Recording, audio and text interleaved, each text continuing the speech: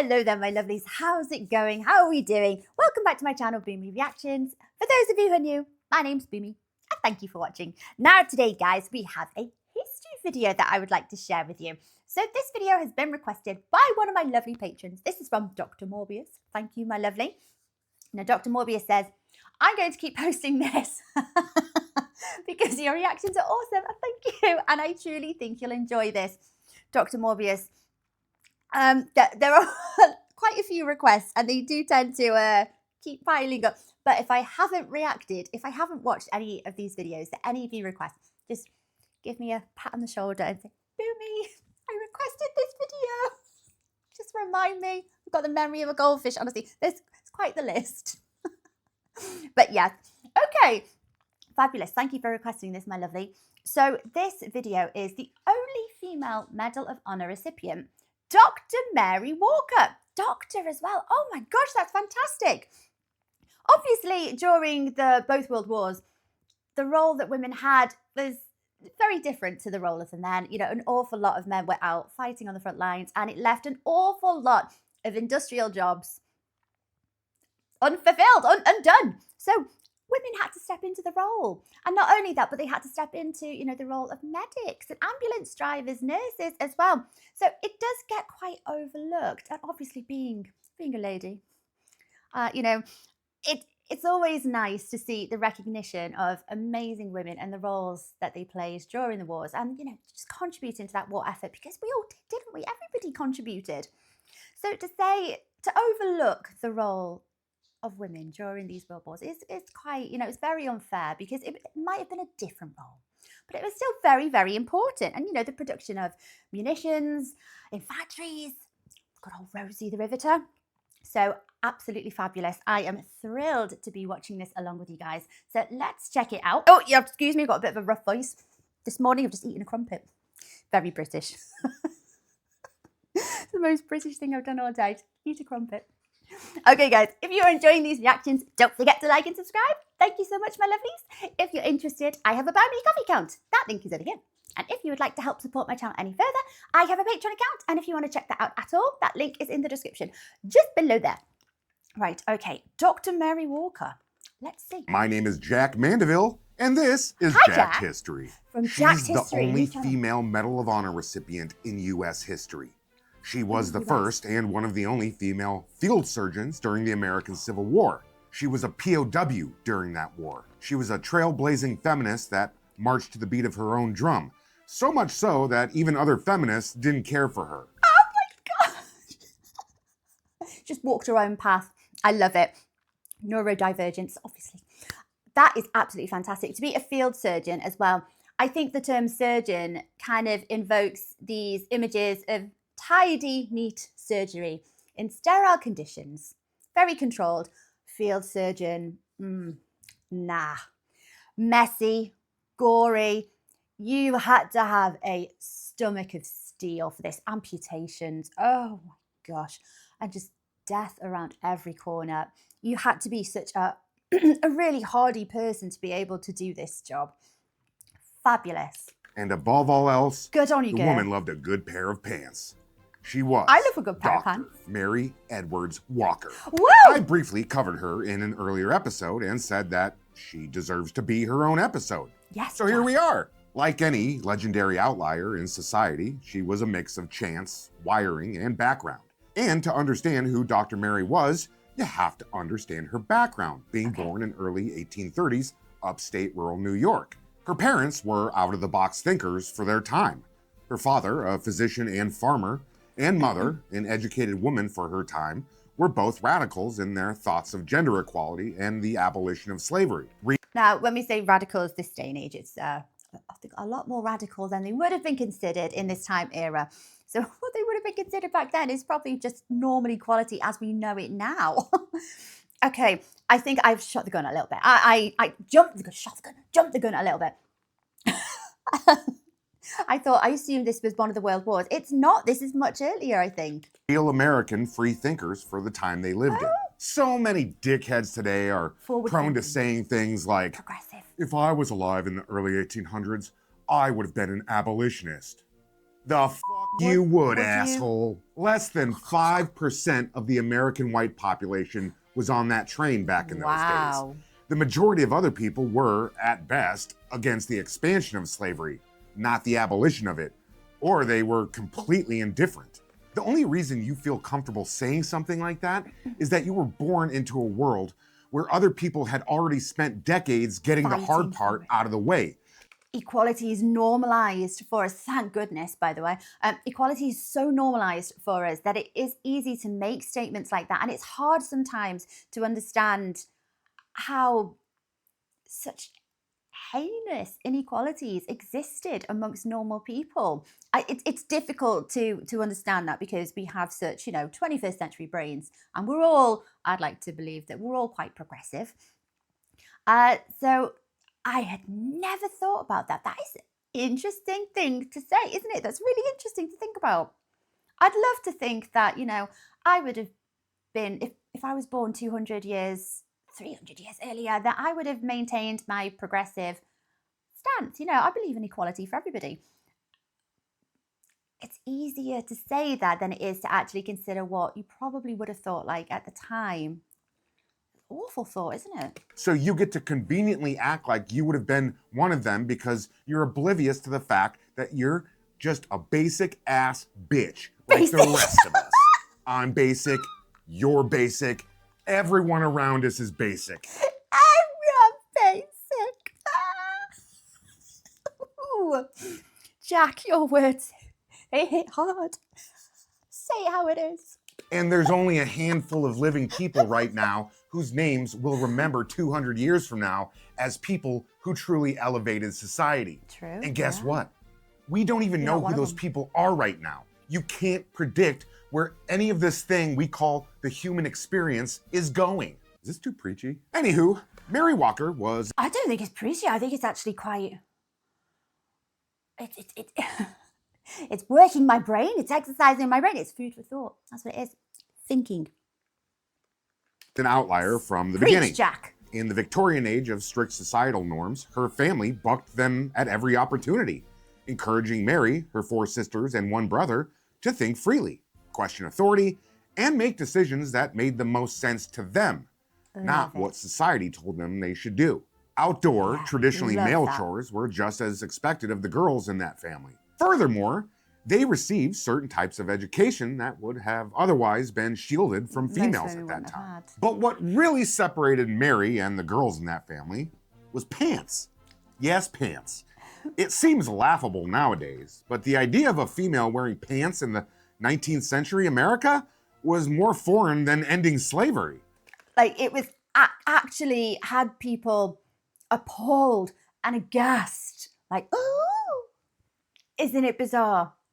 I love a good pair of pants. I'm wearing pants most of the time. I can't. Got short legs. Don't suit skirts. I just can't imagine a time where it was forbidden. I'd say, like, even if it was just, socially looked down upon, it was quite forbidden, really, wasn't it? You just can't imagine. It didn't make sense for females to wear certain attire while operating in a rural area, but they did it anyways because them's was the rules and everybody else was doing it. But not nonconformist Mary. She wore pants when she went about her working and learning because it was more hygienic for her to do that than wear a dress while she was shoveling pig shit.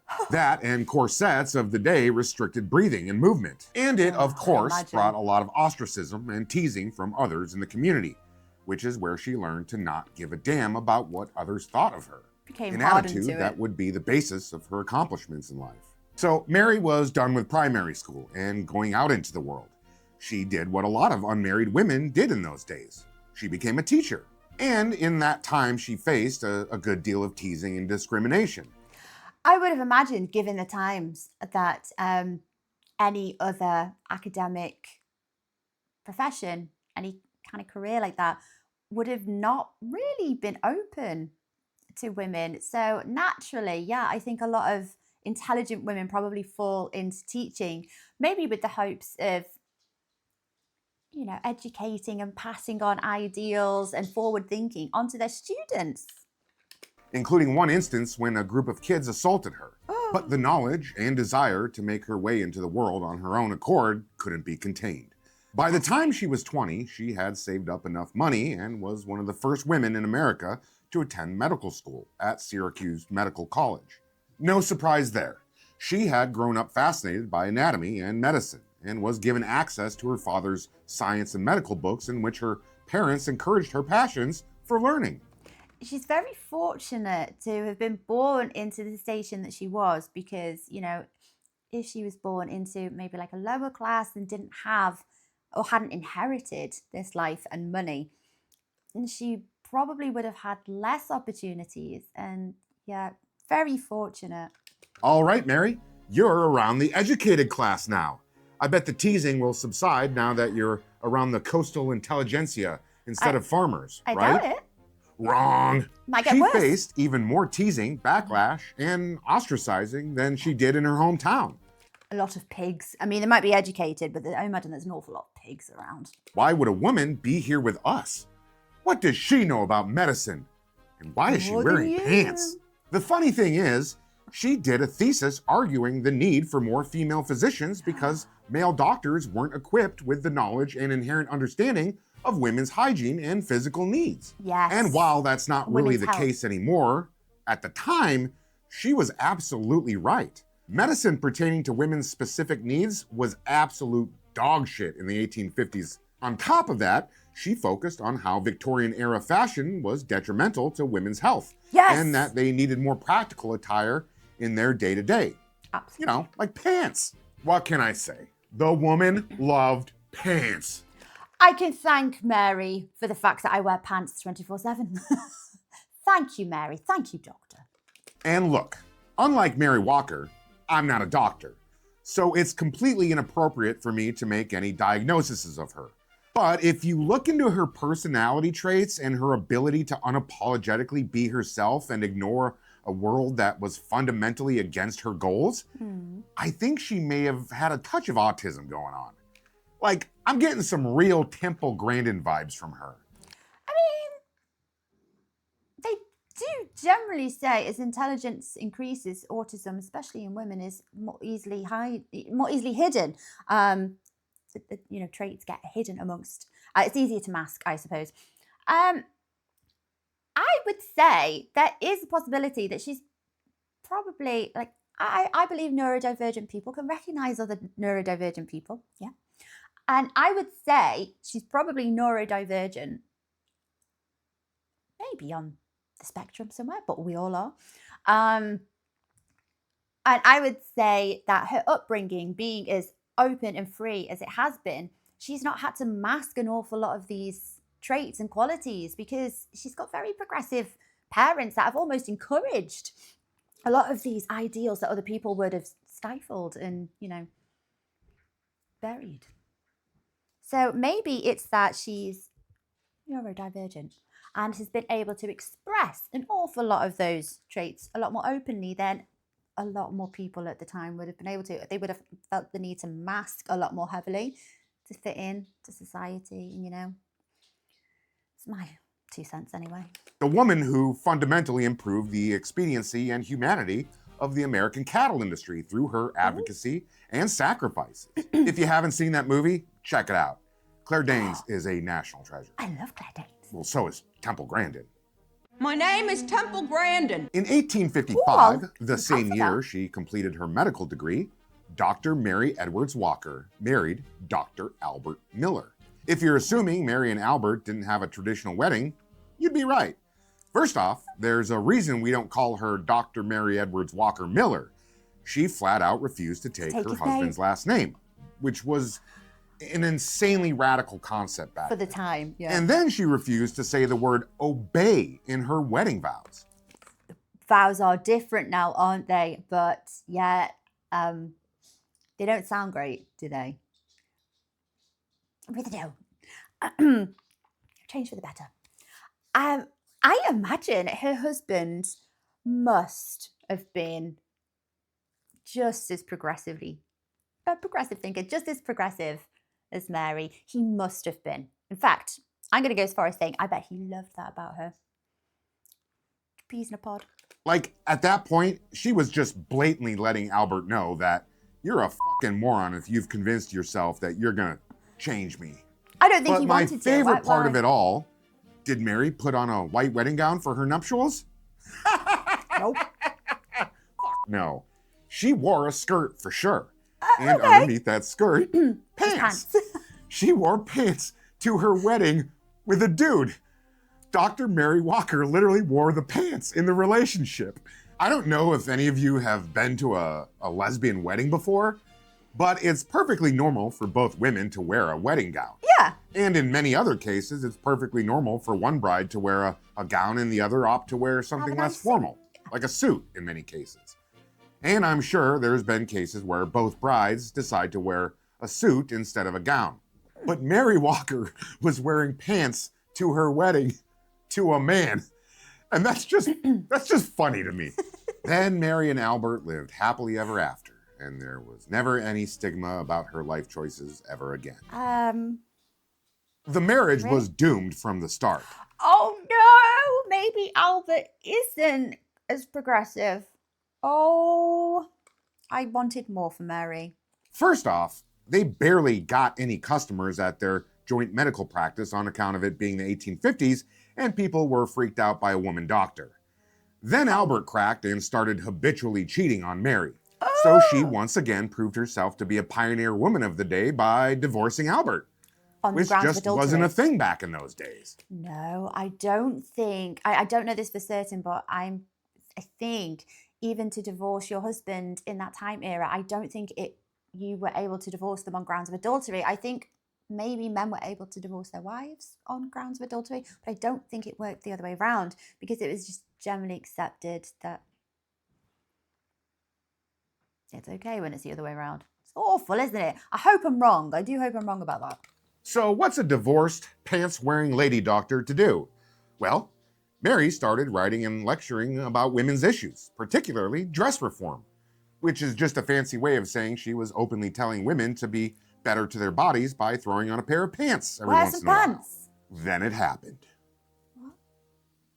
War. The American Civil War, to be exact.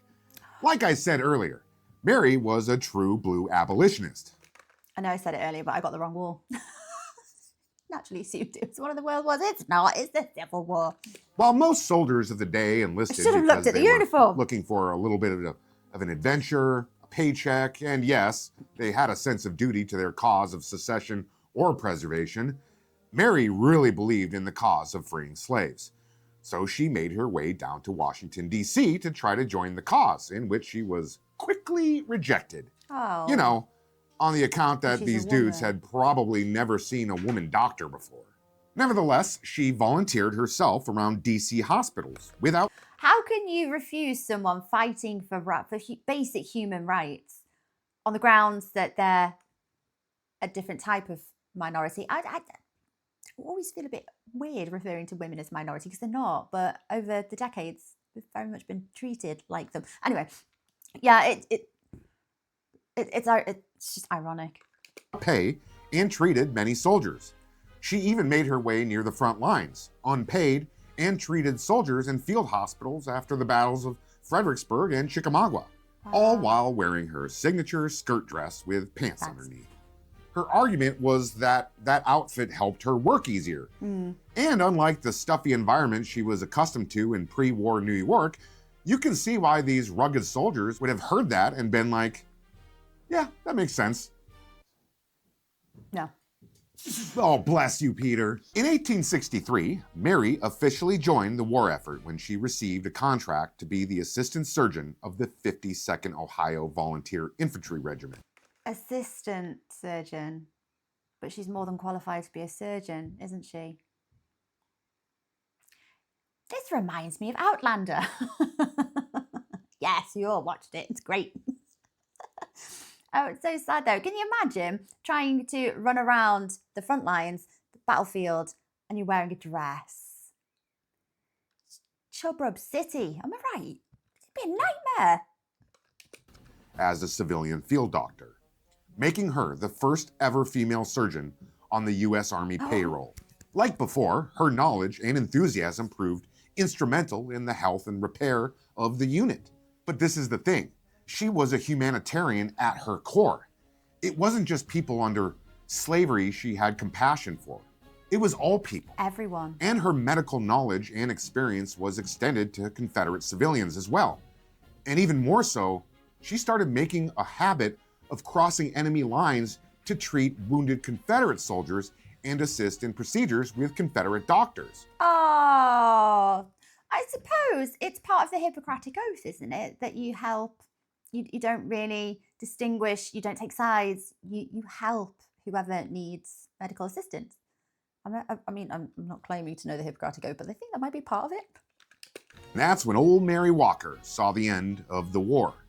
In April of 1864, she was walking through enemy lines on the way back from helping an enemy doctor perform an amputation when she was snatched up by the Confederate soldiers in the area and accused of being a spy. Sounds like a ridiculous accusation, right? Well, the thing is, maybe she was a spy. Over a year earlier, she had personally written to U.S. Secretary of War Edwin Stanton requesting an assignment as a spy. Is there any evidence he took her up on that offer? Not really, but she definitely was willing. Regardless, Mary would spend the next 4 months in Richmond, Virginia as a prisoner of war before she was sent home in a prisoner exchange. And while in prison, aside from probably being the only female in there, her captors were baffled when they would provide Mary with feminine clothing and she refused to wear them, opting to stick with her pants instead. And like many people from her childhood, early years as a doctor, and in her future, Mary was, as we'd say today, bullied for the way she looked and thought. Despite this, even in prison, she cared for other prisoners with her experience, often using primitive tools to conduct medical procedures. She would spend the remaining part of the war continuing her unique professional accomplishments as the head surgeon of a women's prison in Kentucky and advocating for better medical treatment of recently freed slaves. And within a year of the war's end, recognition for Mary's contributions came calling. Because she wasn't just known in the 52nd Ohio, no. At this point, she was on the radar of some heavy hitters, like Secretary of War Edwin Stanton, General William Tecumseh Sherman, and the President of the United States, Andrew Johnson. The question was if she should have been given a commission as an actual military officer based on her exceptional wartime records. But that old boys club wasn't willing to go there yet. So instead, it was decided to give her this new medal, the Medal of Honor. Medal. You gotta understand, the Medal of That's a Honor big didn't deal. have the airtight criteria back then that it does now. People were getting the medal for far less notable things than what Mary had done, which was very unique and notable. So as a way around commissioning her, they gave her the medal, personally presented by the president himself, which again, wasn't the standard of the day like it is now. And she wouldn't be the last civilian doctor to receive one for conduct in war either. The other notable example would be Leonard Wood, who absolutely deserves his own episode. The funny thing is, Mary would spend the rest of her life wearing the medal any chance she got. I know a few Medal of Honor recipients. Whenever they have to go give an official speech related to their service or show up to a formal function, they wear the medal. It's perfectly normal and expected of them. Yeah. Mary was just wearing it like all the time. You could very much argue that she was an original bro vet. Why not? No, I think that's totally, like, of course you want to wear it all the time. You know, Proud. one of those people who wear their military service on their sleeves. Well, actually, I guess only you could say woman to that have Mary it. was a chick vet. The war ended. She has this cool new medal and a monthly pension from the government for medical ailments she developed from her service in And she absolutely rocks a top hat. captivity. And Mary went full-blown into the suffrage movement. It was the Nice. world's first true foray into the modern feminist movement with a simple idea. Women should have the right to vote. Absolutely. But where she got into it with other suffragettes was simple legalities. Basically, the popular suffragette movement was advocating for an amendment to legally give women the right to vote. Mary's thing was that women inherently have the right to vote, and they should just do it instead of asking for permission. Because if there's one thing you should have learned about her at this point, Mary wasn't the type of person to ask for permission in the first place. And she showed it shortly after the war when she would just show up to voting places and try to vote until they physically forced her to leave or detained her. I was going to say, but they're going to use force, aren't they? They're not just going to lay down and allow it. They're going to be shocked and appalled, to say the least, at the first instance of it. They're probably going to use force. And, you know, and hopefully it doesn't escalate and get worse, but it could. Additionally, a lot of those late 19th century feminists weren't fans of Mary to begin with. Her outspokenness was on a whole different level compared to theirs. And unlike them, who had all mostly come from predominantly well-to-do homes and had the convenience of activism because of their lot in life, and still very much dressed the part of a proper lady in society, Mary was a self-made woman with an impressive professional resume that would rival a man's, who had fought for everything in her life. I suppose the counter argument maybe from the other suffragettes might have been because of how extreme Mary might come across, or how maybe it was perceived as doing more harm to the cause, and maybe they were trying a softer approach to, you know, get the vote. Maybe. I think I'm being very generous. That's probably not what they thought at all. And it didn't help that as the years went by, any semblance of her femininity in fashion was completely tossed out of the window as she started wearing full-on male suits. Not just pants, not just a male jacket, top hats. She cut that long hair of hers and started wearing top hats. Because Dr. Mary didn't give a frick about frick, even though she was being detained, arrested, fined, and continued to face harassment from society for doing so. As a physician, writer, lecturer, activist, and well-dressed madam, Mary Walker continued to make her impact on society, no matter who stood in her way. One of her most notable quotes was, "I don't wear men's clothes.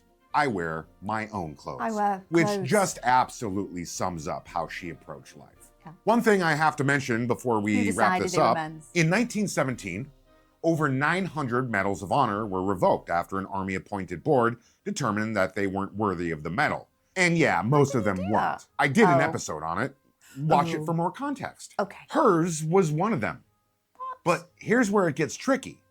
Their argument was that she received it as a civilian and it could only go to members of the Army. But they absolutely let Leonard Wood keep his, even though he was a civilian doctor when he got his. Also, of all the medals of honor that got revoked, her citation still holds up stronger than many of the males who got to keep theirs. It wasn't until 1977 that the US Army reinstated her Medal of Honor, years after her death, making her the only female Medal of Honor recipient in US history. That's too long. But Mary didn't give a damn. Even when they revoked it, she still wore that shit all the time. Because the goddamn president of the United States gave it to her.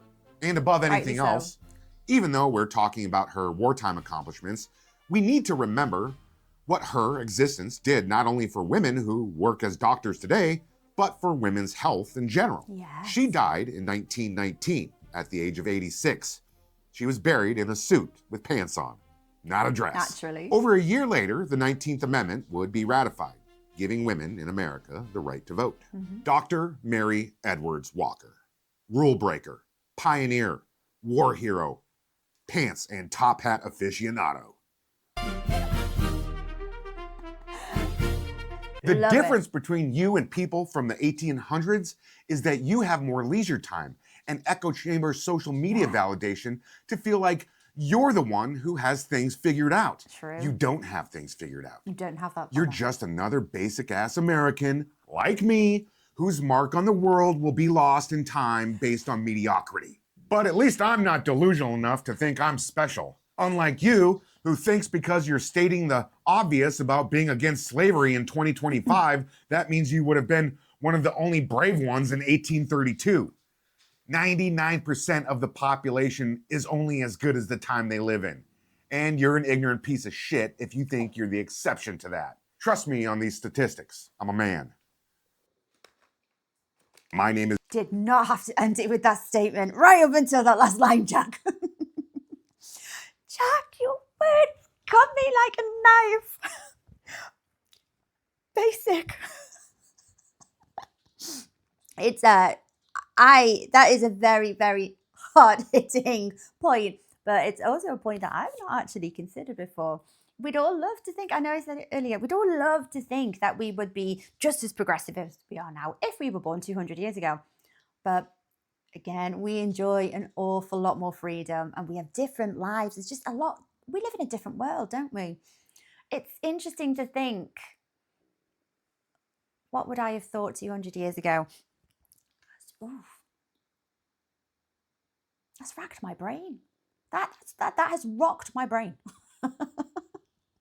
It's very, very interesting though. Dr. Mary, what a badass.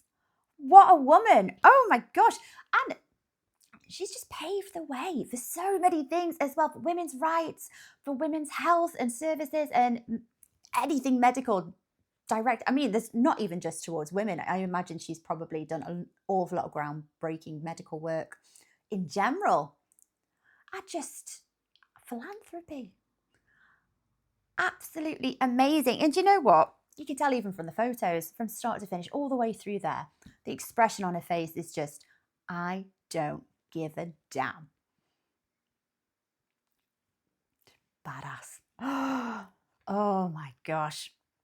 Dr. Morbius, thank you so much for this video. Eye-opening, inspiring. Oh my gosh, it's absolutely amazing. Thank you, my lovely. Very, very interesting video there. And you've just introduced me to a very, very outspoken, ranty individual. I love a good rant. I love listening to them. Jacked history. I might catch some more videos from his channel. Amazing. Well, guys, I hope you found that as interesting as I did and inspiring as I did. Take care of yourselves and I will see you next time. Bye-bye.